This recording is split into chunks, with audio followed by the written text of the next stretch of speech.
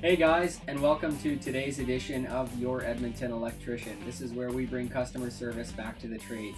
So, here in today's edition of Your Edmonton Electrician, we're going to talk about motion sensor lights. We're going to talk about a whole different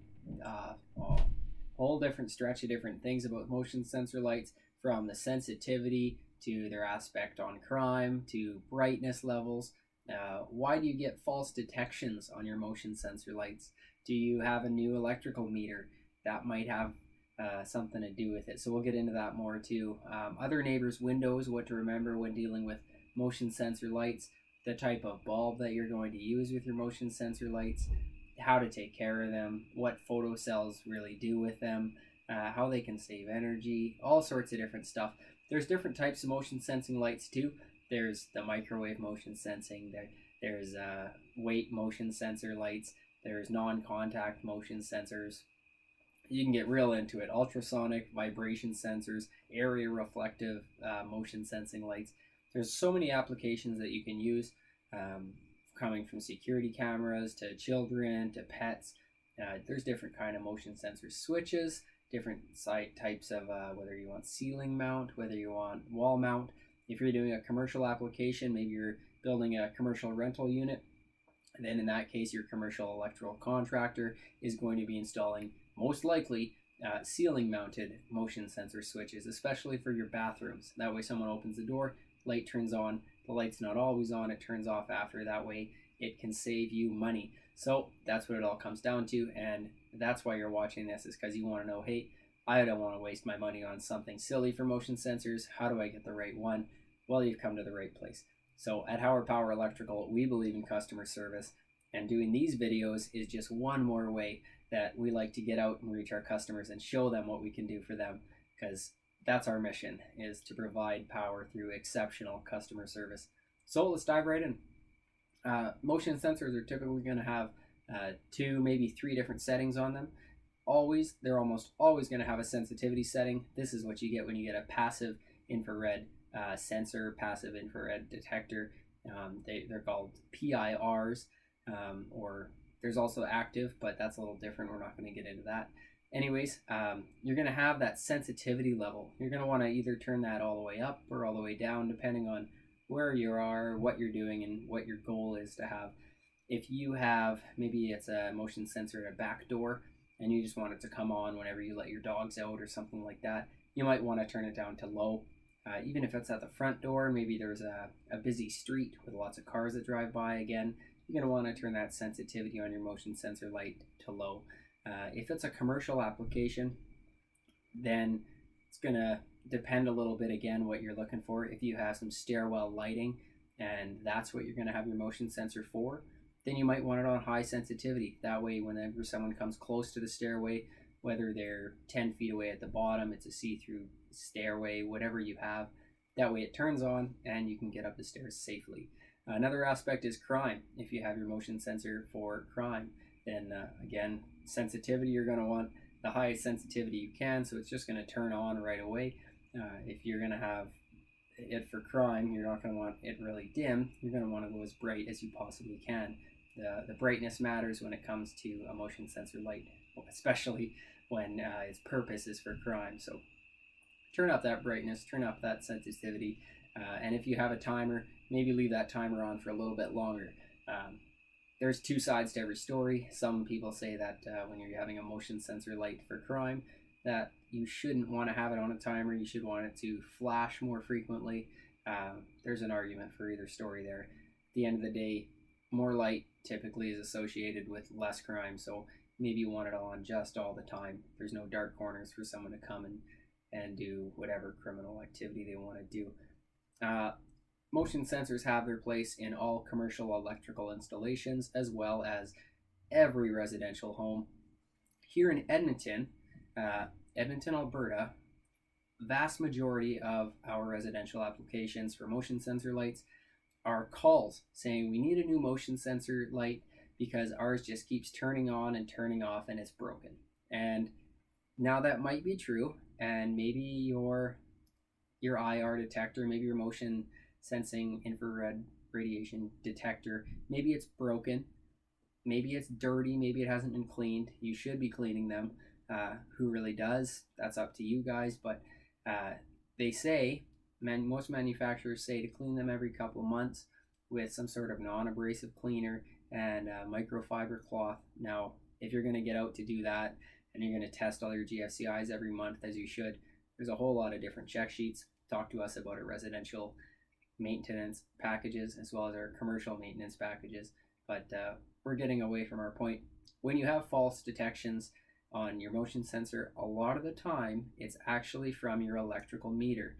So EPCOR, Fortis, whatever utility provider you have, they've put in a lot of these meters, and it's no fault of theirs, but a lot of these meters send out a wireless signal. This way they don't have to come into your yard, into your home, into your area to pick up your meter reading. This wireless signal gets sent out, and now we don't know if they drive around. Personally, I could care less how they get it, but these wireless signals can send off false detections. So if you do find you're having a motion sensor light turning on and off very frequently, give EPCOR a call, tell them what the situation is, and ask them if they can turn their signal strength down. And you'll be surprised. They'll turn the signal strength down, you give them a couple weeks, and you'll notice that, hey, I can go to sleep now without having to turn off that switch. Maybe even your neighbors are concerned too. Maybe they say, hey, that's too bright, turn it off. Well, now you've just completely defeated the whole effect of having a motion sensor light. You can always turn your bulbs or turn your fixture away from your neighbor's windows so that it's not affecting your neighbors so much. As your Edmonton electrician, we always take into account factors such as that, because if you try to refer your neighbor to us for more work, and if we've been shining the light in their windows the whole time, well, chances are pretty good they're not really going to want that attention to detail on their project. But again, I digress. You're going to get into different types of bulbs when you look at these motion sensor lights. The new age ones, they're typically all going to be done with LEDs, but you still can get them with incandescent bulbs, with halogen bulbs, with even fluorescent bulbs. You can get the whole line of bulbs for your different types of motion sensing light fixtures. However, we always go with LED. It's the brightest, it's a tenth of the power, gives out 110% more light, super bright, way less power consumption. And not only that, the big thing with LED is that it's not going to have as much heat as an incandescent bulb or a halogen bulb or even a fluorescent bulb. LED bulbs give off less heat than fluorescents, halogens, and incandescent bulbs, which is a big selling factor when you have exterior lighting, because a lot of the lighting is going to be subject to the elements. It's just the same as in your bathroom. If you throw water on an incandescent bulb when it's hot and it's running, the bulb's going to shatter. The lifespan is drastically reduced when there's that much more temperature heat loss on a bulb, especially when it's outside and it's subject to humidity and moisture and rain and snow and all the other beautiful elements that Mother Nature has to offer. So when you're picking a motion sensing light, maybe pick LED.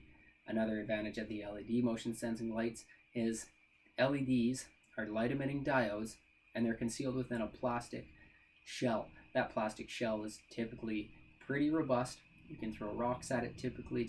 It's much more robust than a glass incandescent bulb or a glass halogen bulb or a glass mercury containing fluorescent bulb. So we always encourage those LEDs for motion sensing lights.